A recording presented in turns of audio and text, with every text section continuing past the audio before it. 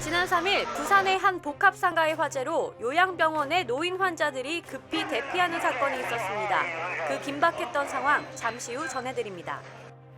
대학교 실험실의 화재로 건물 한 층이 모두 전소됐습니다. 하마터면 화학물질 유출도 일어날 뻔했는데요. 실험실 사고에 대한 그 심각성 잠시 후 알아봅니다. 제주 마라도 해상에서 불법 조업 중인 중국어선을 해경이 납포했습니다. 우리 어민들의 생존을 위협하는 불법 조업 중국어선, 그 심각성에 대해 자세히 알아봅니다.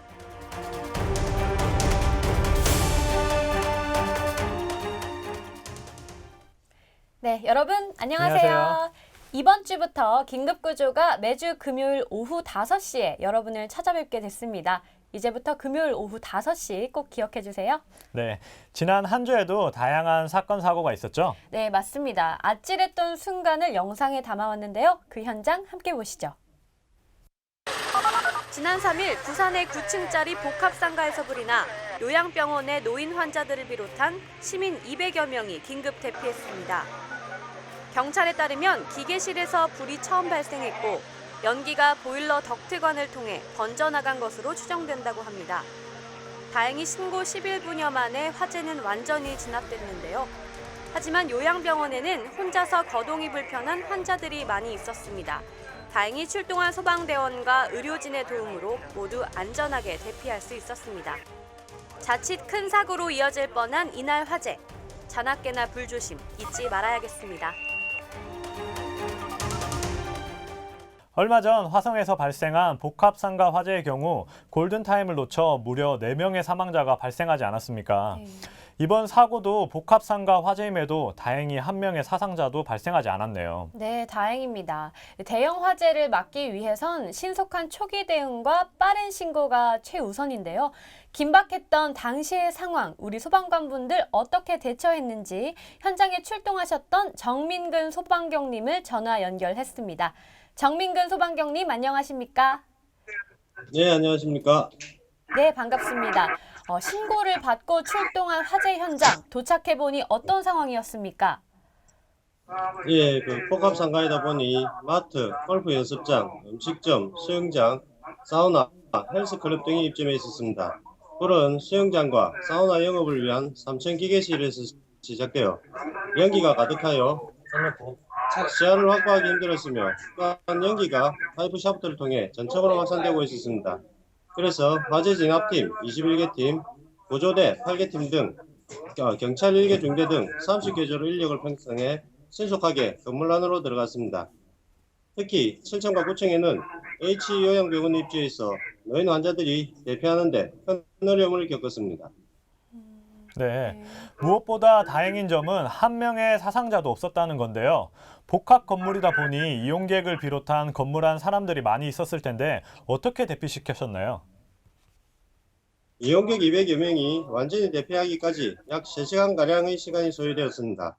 헬스클럽과 사우나 이용객들은 자력으로 대피했지만 건물 내 엘리베이터에 갇혀있던 이용객 4명과 요양병원 노인 환자 158명은 소방대원과 의료진, 경찰 1개 중대 등 총 482명의 도움으로 안전하게 구조할 수 있었으며 28대의 구급차를 이용하여 다른 병원으로 전원 이송하였습니다.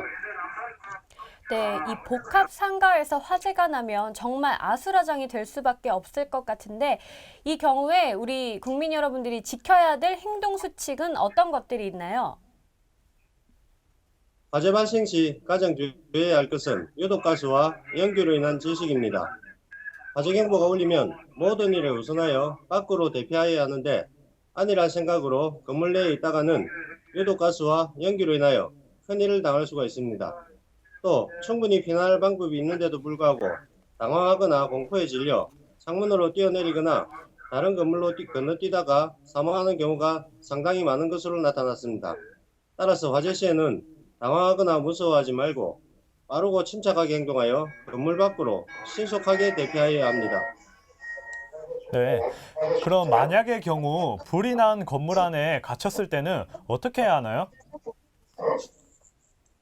일단 실내에 고립되면 확이나 연기가 없는 창문을 통해 소리를 지르거나 인수건 등을 흔들거나 물건 등을 창밖으로 던져 갇혀 있다는 사실을 외부로 알립니다. 실내에 물이 있으면 불에 타기 쉬운 물건에 물을 뿌려 불길이 확산을 지연시킵니다. 아무리 위급한 상황일지라도 반드시 구조된다는 신념을 가지고 기다려야 하며 창밖으로 뛰어내리거나 불길이 있는데도 함부로 문을 열어서는 안 되겠습니다. 네, 답변 감사드립니다. 지금까지 부산 금정소방서의 정민근 소방경님과 함께했습니다. 오늘 말씀 고맙습니다. 감사합니다. 네, 이번 주부터 5시에 찾아뵙는 긴급구조, 금요일 퇴근 전 가벼운 마음으로 꼭 본방사수 부탁드립니다. 네, 여러분들의 좋아요와 공유, 댓글 참여가 저희에게는 큰 힘이 됩니다. 많은 참여 부탁드립니다. 네, 이번에는 한 대학교 실험실에서 일어났던 아찔한 사건입니다. 화면으로 만나보시죠. 지난 4일 충남 아산의 한 대학교 캠퍼스 내 입주기업 3층 실험실에서 화재가 발생했습니다. 화재 원인은 핵산과 아세톤 등 화학물질을 이용해 실험을 하는 과정에서 발생한 것으로 추정하고 정확한 원인을 조사 중에 있습니다.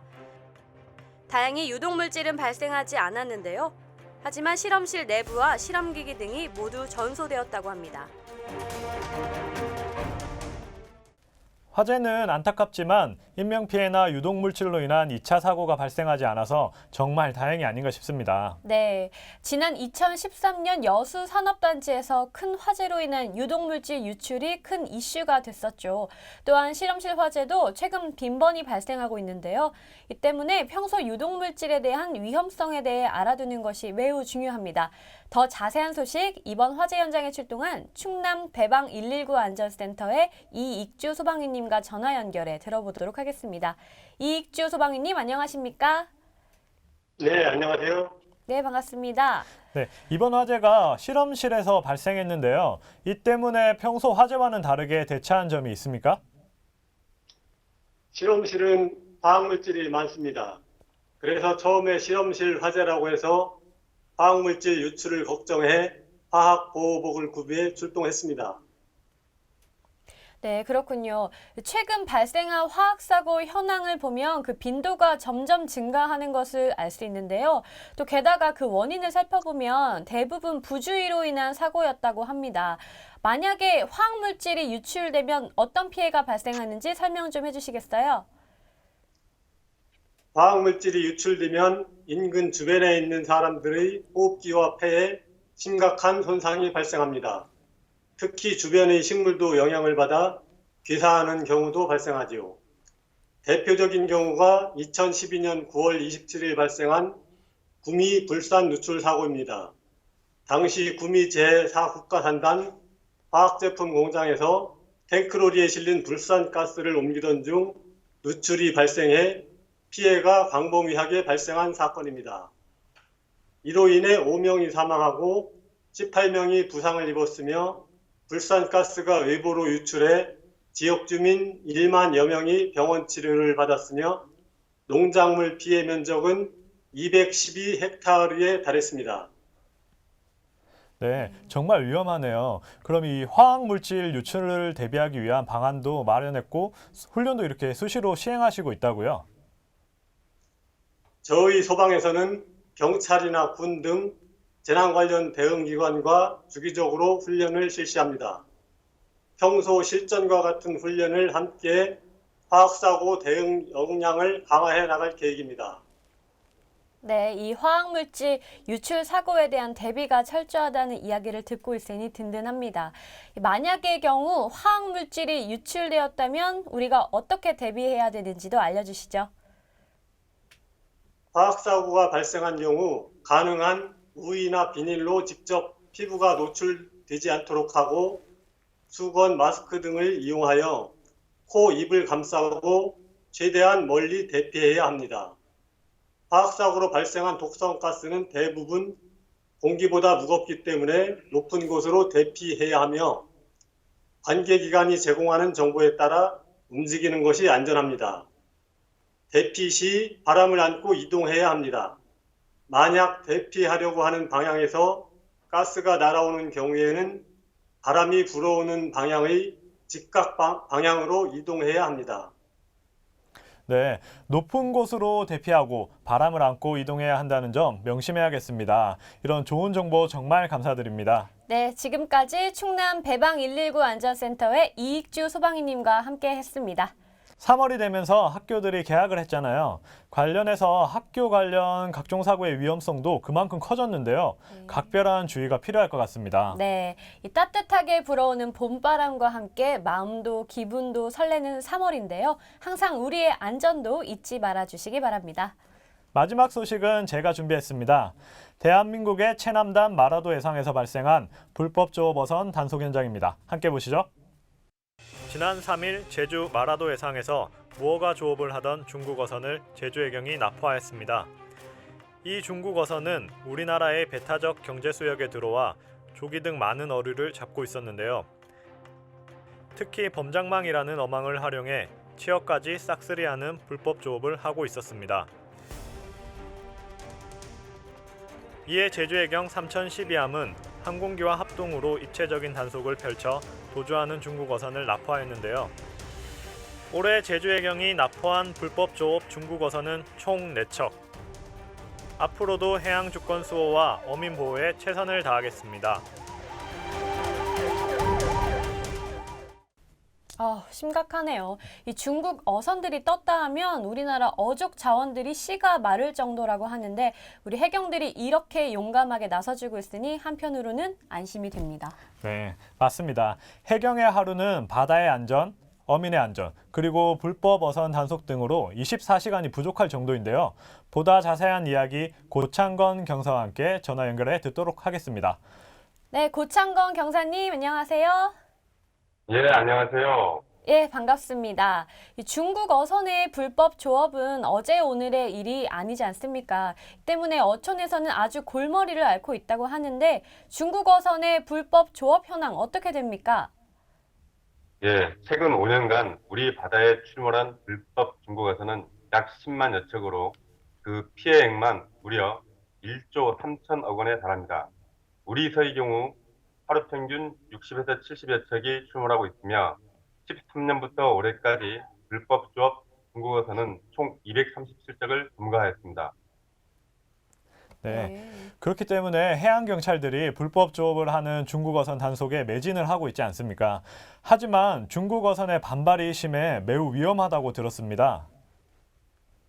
예, 지난해 10월 불법 조업하던 중국어선이 공격으로 해경 고속정이 침몰한 사건이 발생했습니다.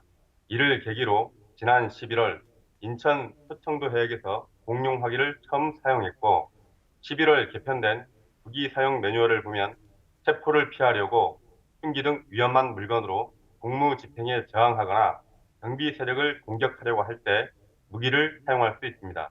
또한 급박한 상황으로 공용 화기를 사용하지 않고는 경비 세력에 대한 공격을 방어 또는 제압할 수 없다고 현장 지휘관이 판단할 때 공용 화기를 사용할 수 있습니다.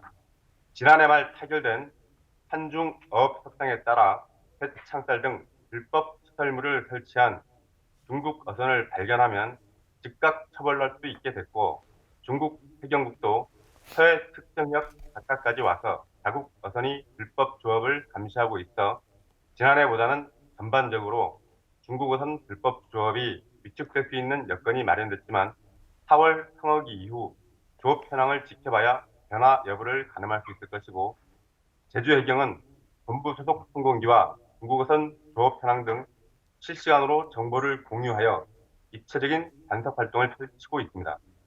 네, 정말 해경 여러분들께서 목숨을 걸고 단속하고 있다고 말해도 과언이 아닐 정도인데요.